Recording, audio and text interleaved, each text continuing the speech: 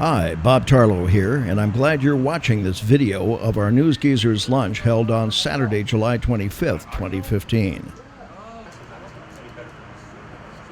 The venue was once again Victorio's in North Hollywood, and Chef Robert laid out his usual fine Italian buffet. Vince Mack, a Sky Fox photographer with Fox 11 and a longtime member of the Geezers, shot this video, but there was a technical fault, as the sound from the wireless mic on the stage did not record. As we say in the business, stuff happens, although we usually say it a bit stronger than that. Joe Sullivan appointed himself Geezer Chaplain and offered an opening prayer as only Joe can. The sound is just fine on the interviews that David Sheehan was nice enough to do with some of you. There's a rumor floating around that you were somehow an undercover spy for the CIA. Is that true? Well, what a ridiculous question. I mean, I can't tell you. And Shayla, a Pepperdine Broadcasting student, joining us for the first time, got to do a couple of interviews as well. Good stuff. Now I have to ask, what is your biggest advice that you'd give to someone that wants to get into reporting? All that's ahead, but first I do want to mention it was Pete Noyes' 85th birthday. And there was a cake and singing, and then some of Pete's war stories from his new book, Who Killed the Big News? There's no sound of Pete on stage. We will hear from him in the interviews. And the link to the Amazon site for Pete's book can be found on the front page of our website, newsgeezers.com. It's a great read. Pete saluted two industry greats no longer with us, Sam Zellman, the father of the big news, and NBC's John C. Flynn. Again, sorry about the lack of sound here.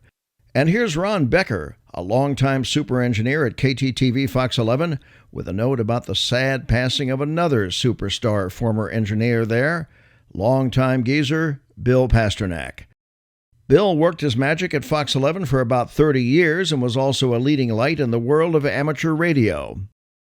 There's Bill, along with Stan Chambers, at our lunch in April 2013. And now, back to the sound we do have. David Sheehan takes it away, as we hear from a group of fellow geezers, young and not so young. I want to know, what was it that inspired you to write Who Killed the Big News? Well, you know, what inspired me was the lousy local news coverage we've got today at the various stations in L.A., and I thought maybe people would like to learn about a news broadcast that was really a news broadcast that had stories with a beginning, a middle, and an end. And the Big News was a great experiment, and if you read the book, you'll know that it led to the development of the evening news on CBS, right, which was only a 15-minute broadcast. Yeah. I remember I was there with you. Yeah, you were there a long time. Yeah. And so I think that was the difference. That there was a big difference in those days. I look today at the high story count. I'm really not interested in all the car accidents and all the minor shootings. I want to have stories with substance, you know. Very good. And what do you think of this old geezers thing? It's fine. I'm an old geezer, so I qualify for membership. Well, congratulations, sir, on the book and on your birthday. All these years later, do you miss it, being there night after night after night at the anchor desk? There is life after television. Yes. You know, so every now and then when there's a great story, or I love to get together with a group like this because it brings back old memories and fun stuff, you know. But no, you know, Jane Pauley wrote a book, and there was an article in this issue of Time magazine excerpted from it. And she said, you know, first of all, things have changed now. First of all, we have the go-go years. Yeah. And then we have some more go-go years. You know, she's writing, I'm writing, you're doing your thing. And I have a new book coming out. Oh, we got to plug the book. What is the title, pray tell? You will love the title. It's about the afterlife. You know, you're supposed to bring people somewhere they've never been. The afterlife. In other words, my heroine is dead. She was murdered, and she's really pissed off about that because she's got stuff to do. She's only in her 30s. And the title is, You're Dead, Get Over It. Oh, is that a follow-up to Trophy Wife? No, follow-up to nothing. I've never done the afterlife before, and I made it up. It's fiction. It's a novel. But Trophy Wife was your first one, right? That was my first one, yeah. Yeah, I still remember that. Dick Smith. I brought it for Dick Smith, but he didn't show up, so here it is. Oh, right. Yes, it's called The Dead File. Very good. But fiction is. But I noticed that when you flew in here, you came in from Washington, D.C. I did. Why was that? I was met by with a black car. Black with even the windows were everything. Yeah, everything. Yeah, even the machine gun in the back. No, I do work for the government, the agency that oversees Voice of America and Radio Free Europe. And, it's great fun because government broadcasting is about 15 years behind commercial. Yeah. So I've seen their future, and it's back to the future for me. And I can tell them what's ahead. And it's very depressing for them. I have a good time. I get to do TV. I get to travel overseas. I get to make a difference in small ways in remote parts of the world where the only information they have comes from us. So do you supply television too? Television, every platform you can think of. Really? In 42 different languages. Wow. Pretty amazing. How'd you get into that? I was recruited by them and wasn't interested. And after I retired from NBC, I went off to Istanbul to teach. I remember that, yeah. To set up a film program there. And when that was done, I was sort of at loose ends. And they called again, and I said, hell yeah, why not? So it's been great fun. It's been over 3 years now. It's great to see old colleagues like you and Vinny, who I worked with at KTD for a number of years, and Bob Long and Tarlo and all the other people. I retired on June 30th, so I don't care anymore. Well, that's not so long ago. You might start to care again. You don't know. No, the other day my wife asked me, "Do you miss work at all?" No. Not yet. Yeah, I know. No, not at all. I know what you mean. Do you feel like this is sort of a fraternal kind of organization? Well, I think that we should have. I think we should have a secret sign. Yeah, we right. should have a grip. A handshake. And we should actually have an oath-taking ceremony. What kind? Oath-taking. Oath-taking. Somebody, yeah. So somebody should be a bona My fide honor member. as a Boy Scout. Yeah, and because somebody asked today. Somebody today said, "Is he a regular member or something like that?" Yeah. I started laughing. Or an irregular member. If you got one, yeah, right. Depends on your what you and your internists have to say about that. Exactly. Great to see you again, man. When I was at Channel 2, I always remember you as having something to do with money problems. Is that true? No, not at all. I was somebody else who was stealing. I never got caught at it. Right. Because you were in charge of. I was the assignment manager, and Right. then an executive producer. Started up the news updates. Right. No, but I remember in my head, that's not in the budget, Sheehan. You can't be doing. I was trying to do something out of the ordinary. I think I wanted 3 crews at the same time, and you said That's not going to happen. That's what you said. I said, why not? You said it's not in the budget. Besides it being a stupid idea, there was a stupid idea, but I had a lot of stupid ideas. No, you didn't. A few of the other ones worked out all right. No, what you were doing was what the other guys weren't doing. Yeah. So it was a standalone. And I'm sure that what you're doing now is going to be standalone because the people you were doing then are absolute titans. Yeah. No, I was never one for BS. You were right or you were wrong or you were out of there. Yeah. And you were there and you were right. Oh, thank you, sir. No, What about you now, though? Do you miss those days as you kind of are able to take it a little more easy in life? What's your reflection? well, I'm writing the reflections like Pete. I've had a rather unique type of. I worked for the New York Post as a print reporter first, and there I would be covering police headquarters in the morning, the UN in the afternoon. So I had done Fidel Castro, Dwight Eisenhower, Nikita Khrushchev, but these are all, I do them in the morning and do some crook who had stolen a car in the afternoon. Yeah.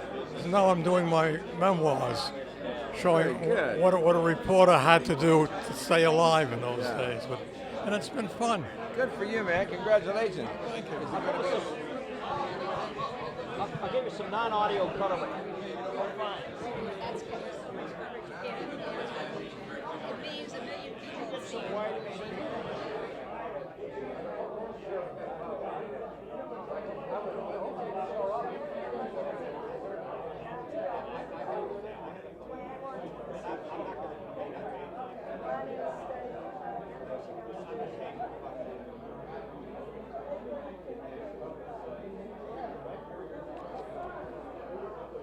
What is a young woman like you doing in a group of old geezers like this?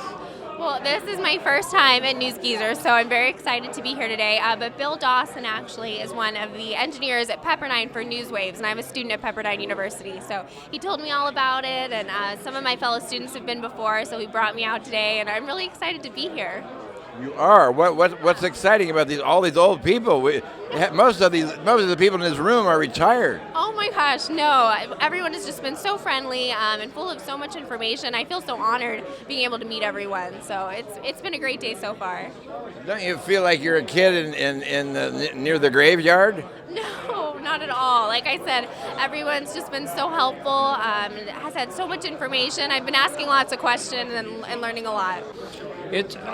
We are very critical of journalism, and with a lot of good reasons. It's not as good as it was, but it's still a great profession, and it's good to see young people getting into it.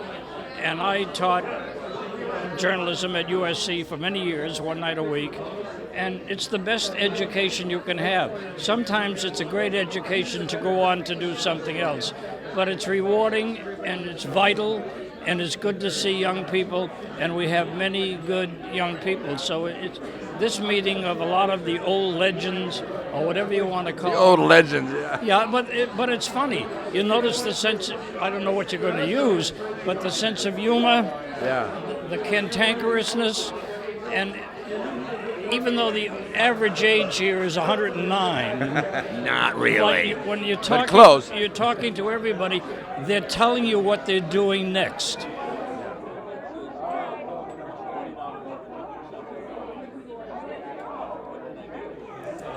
Hi everyone, I'm Shayla Gerard, and here at the summer annual News Geezers Lunch, where we've had a chance to talk to some of today's guests.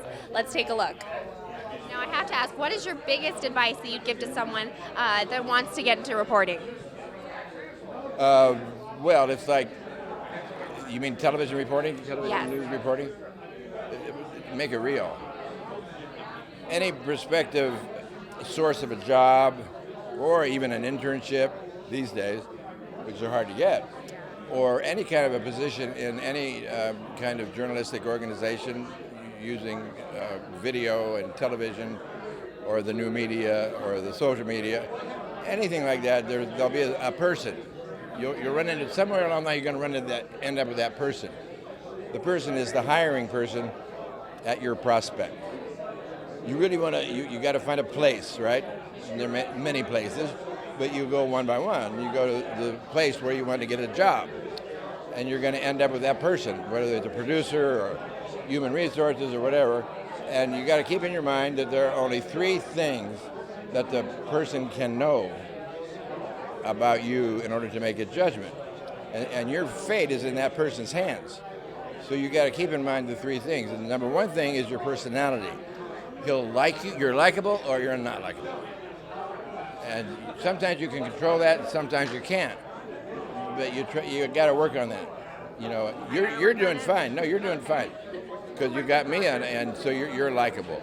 But some people are just not likable, or they're too serious, or they need the money, or whatever. You know, you got to make yourself likable. That's number 1.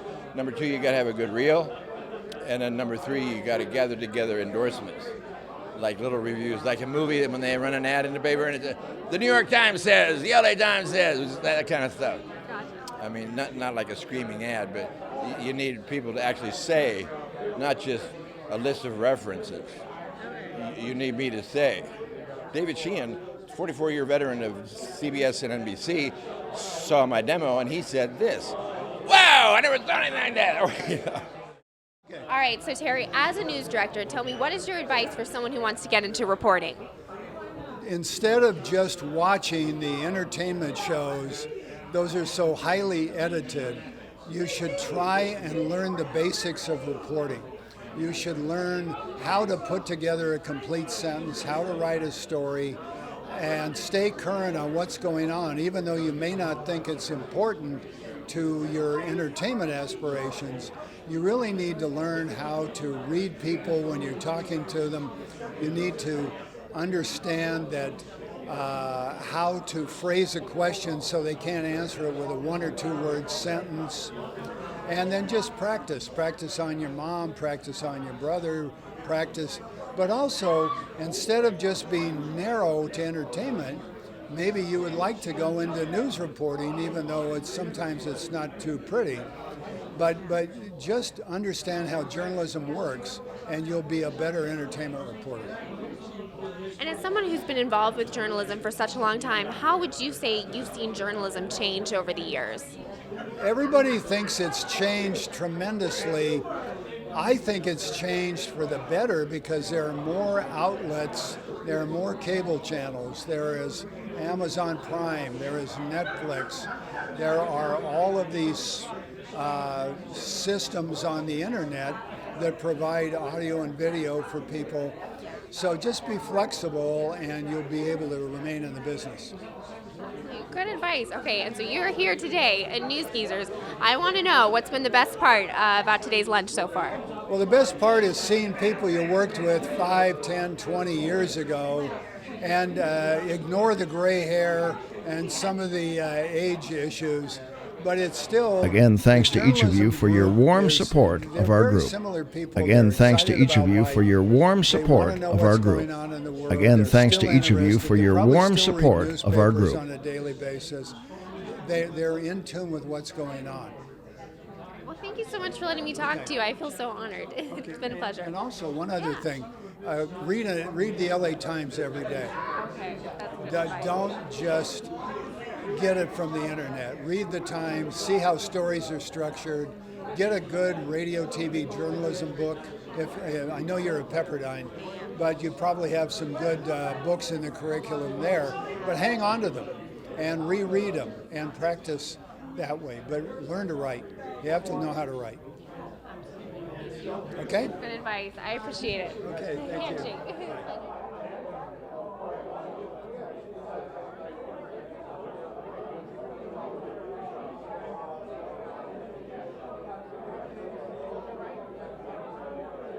Again, thanks to each of you for your warm support of our group.